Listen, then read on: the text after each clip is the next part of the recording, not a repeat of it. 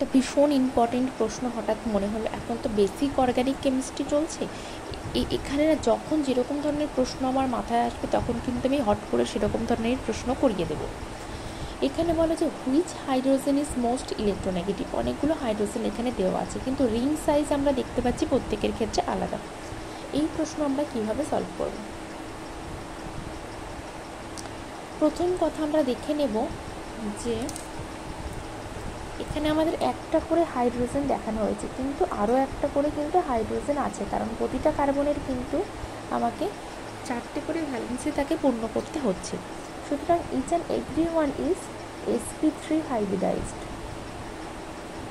খুব মন দিয়ে বুঝতে হবে। এই যতটুকু বললাম সেটুকু আশা করি বোঝা গেছে। তাহলে একটা sp3 হাইব্রিডাইজড ক্ষেত্রে বন্ড অ্যাঙ্গেল হওয়া উচিত, আদর্শ বন্ড অ্যাঙ্গেল 109 ডিগ্রি 28 মিনিট। আমরা পুরো উত্তরটা দেব অ্যাঙ্গেল স্ট্রেনের উপরে বেস করে।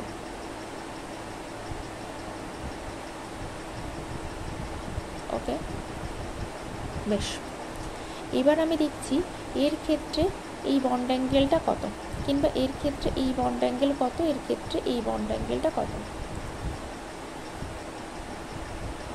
এই বন্ড অ্যাঙ্গেল সবসময় হয় কি 60 ডিগ্রি, এই বন্ড অ্যাঙ্গেল সবসময় হয় 90 ডিগ্রি, এগুলো একটু মাথায় রাখতে হবে। এই বন্ড অ্যাঙ্গেল হয় 108 ডিগ্রি।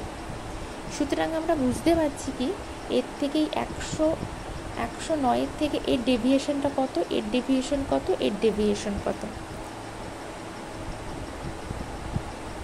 ডিভিআইএ টিআইওএল ডেভিয়েশনের রেসপেক্টে কিন্তু এ সবার আগে যাচ্ছে, তারপরে এ যাচ্ছে, তারপরে এম। ক্যালকুলেশন করলেই বুঝতে পারবো কতটা, মানে 109 থেকে 60 বাদ যাবে, এর ক্ষেত্রে 109 থেকে 90 বাদ যাবে, এর ক্ষেত্রে 109 থেকে 108 বাদ যাবে। যেটা হবে সেটা হচ্ছে ডেভিয়েশন। ওকে, ডেভিয়েশনটা হওয়ার ফলে কি হচ্ছে, এইখানে ধরলাম আমার হওয়া উচিত ছিল 109, সেটাকে আমরা দুমড়ে মুচড়ে 60 নিয়ে এসেছি। সুতরাং এখানে তো একটা ভীষণ রকমের অ্যাঙ্গেল স্ট্রেন কাজ করছে।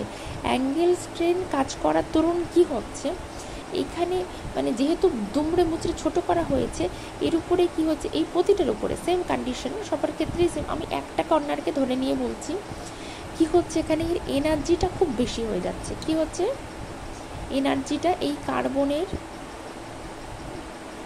এনার্জিটা হাই হয়ে যাচ্ছে, এর ক্ষেত্রে সেটা কম হাই হচ্ছে, এর ক্ষেত্রে আরও কম হাই হচ্ছে। আমি কিন্তু জাস্ট বোঝানোর মতো লিখছি। ওকে, এর ক্ষেত্রে তাহলে খুব হাই হয়ে যাচ্ছে। খুব হাই হয়ে যাওয়ার ফলে যার গায়ে শক্তি অনেক বেশি, যে মানুষের গায়ে শক্তি অনেক বেশি আর যার গায়ে শক্তি অনেক কম, দুজনের মধ্যে পার্থক্য কি, শক্তি বেশি মানে এ খুব বেশি এনার্জেটিক, এ কম এনার্জেটিক। যার এনার্জি বেশি লোকের কাছ থেকে কি কেড়ে কুড়ে সব নিয়ে নেওয়ার একটা প্রবণতা থাকে তার, কিরে কুড়ে নিয়ে নেওয়া। সবার ক্ষেত্রে বলছি না, আমি জাস্ট জিনিসটাকে বোঝানোর জন্য যেরকমভাবে বলছি সেইটুকুকেই মাথায় রাখবেন। হ্যাঁ, ভুল ব্যাখ্যা করবেন না, জাস্ট আমি বোঝানোর জন্য বলছি। এর গায়ে শক্তি বেশি, সবার কাছ থেকে কেড়ে কুড়ে সব কিছু নিয়ে নেবে, এ কিন্তু সেটা পারবে না। তাহলে এর গায়ে শক্তি অনেক বেশি থাকার ফলে এই যে হাইড্রোজেনগুলো এখানে ছিল, কেড়ে কুড়ে সব ইলেকট্রনগুলো নিয়ে এর চারিদিকে ইলেকট্রনের ডেন্সিটিটাকে বাড়িয়ে নেয়। এর প্রবণতা অনেক কম, মানে এ একটু কম ইলেকট্রন ডেন্সিটি বাড়ায় তার হাইড্রোজেনের কাছ থেকে নিয়ে। এর প্রবণতা আরও কম, মানে এই হাইড্রোজেনের কাছ থেকে নিয়ে আরও কম কিন্তু ইলেকট্রন বাড়ায়। তাহলে কি হলো, যদি আমি এর কাছ থেকে ইলেকট্রনটা খুব বেশি পরিমাণে নিয়ে নেই, তাহলে এই বন্ডে কি হবে, ইলেকট্রনের একটা ডেফিসিয়েন্সি বা ঘাটতি হবে। ঘাটতি যখনই হচ্ছে তখন কিন্তু তার অনেক খিদে বেড়ে যাচ্ছে।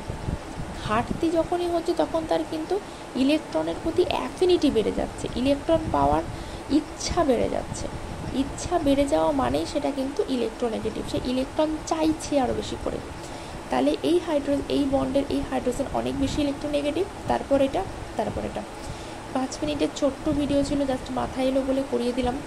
এর পরবর্তী সময় এই ধরনের কোনো প্রশ্ন যদি আপনি হাতে পান, তাহলে আপনার একটাই ব্যাখ্যা করার স্টাইল হবে, সেটা হচ্ছে আইডিয়াল হাইব্রিডাইজেশন দিয়ে বলবেন যে আইডিয়াল বন্ড অ্যাঙ্গেলটা কত, তারপরে আপনি অ্যাঙ্গেল স্ট্রেনে চলে আসবেন, দেখবেন ডেভিয়েশন কতটা বেশি।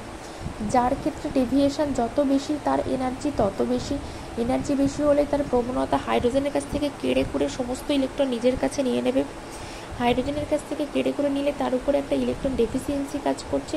সুতরাং ইলেকট্রন ডেফিসিয়েন্সি মানেই কিন্তু তার ইলেকট্রন পাওয়ার ইচ্ছা অনেক বেড়ে গেল। ইলেকট্রন পাওয়ার ইচ্ছা বেড়ে গেল মানে সে অনেক বেশি ইলেকট্রোনেগেটিভ হলো। ওকে, আশা করি প্রশ্নটা এরপরে আর আপনি ভুলবেন না। এর থেকে সহজভাবে ব্যাখ্যা করা আমার পক্ষে সম্ভব ছিল না। এই ধরনের যে কোনো প্রশ্ন কিন্তু এইভাবে আপনি এর পরের থেকে ব্যাখ্যা করতে পারবেন। আর আগের মাই 15 মিনিটসের ভিডিওগুলো যদি আপনি না দেখে থাকেন সেগুলো দেখবেন, এবং অর্গ্যানিক A to Z এর আন্ডারে এর আগেও প্রচুর ভিডিও রয়েছে, সেগুলো কিন্তু একটু দেখে নেবেন। ভালো থাকবেন ভীষণ।